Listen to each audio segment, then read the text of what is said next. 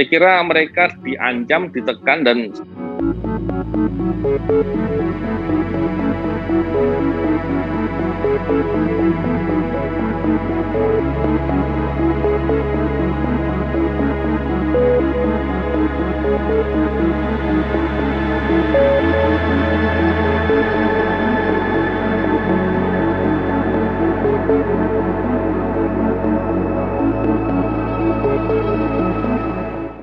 kalau bicara kurang berintegritas, integritas kan ada ukurannya, kan nggak bisa dipastikan begitu ya. Tapi yang jelas saya melihat bahwa kawan-kawan ini sebenarnya orang-orang yang berintegritas. Tapi ketika kemudian dihadapkan dengan ancaman-ancaman yang serius itu, saya khawatir kemudian malah mereka kemudian berpikir ya. Bayangkan ketika ada sekitar 600 pegawai KPK memberikan dukungan kepada kami yang disingkirkan, mereka justru sekarang ini diperiksa oleh pengawas internal hanya karena bersikap seperti itu. Saya kira itu kan luar biasa ya. Padahal dukungannya apa? Mereka bersama-sama menandatangani surat kepada Presiden. Salahnya apa? Nah, ketika hal begitu kemudian dijadikan jalan untuk ngerjai atau memeriksa, maka itu bahaya gitu ya. Maka saya katakan bahwa upaya ini adalah untuk menakut-nakuti. Perlu diingat sebelumnya ketika Undang-Undang Nomor 19 ini diberlakukan, sudah cukup banyak pegawai KPK yang baik, yang bagus-bagus, itu pada mengundurkan diri. Jadi kita harus lihat bahwa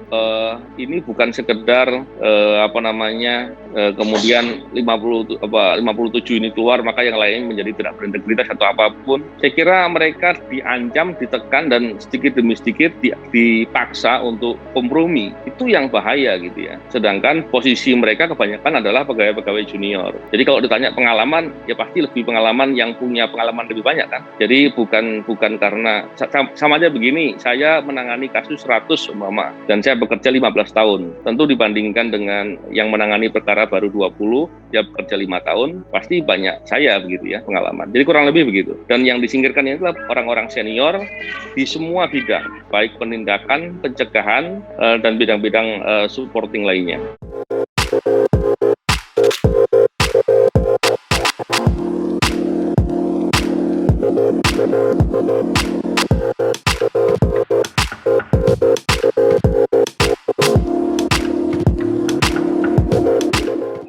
Saya belum ada rencana dan saya kira saya nggak terlalu rumit soal masalah ke depan karena saya yakin Allah semua yang memudahkan urusan kalau kita melakukan kebaikan.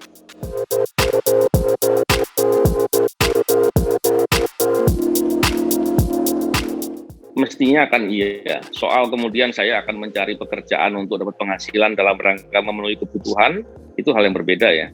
Tapi kalau soal fokus untuk memperjuangkan kebenaran dan kebaikan, itu hal penting menurut saya.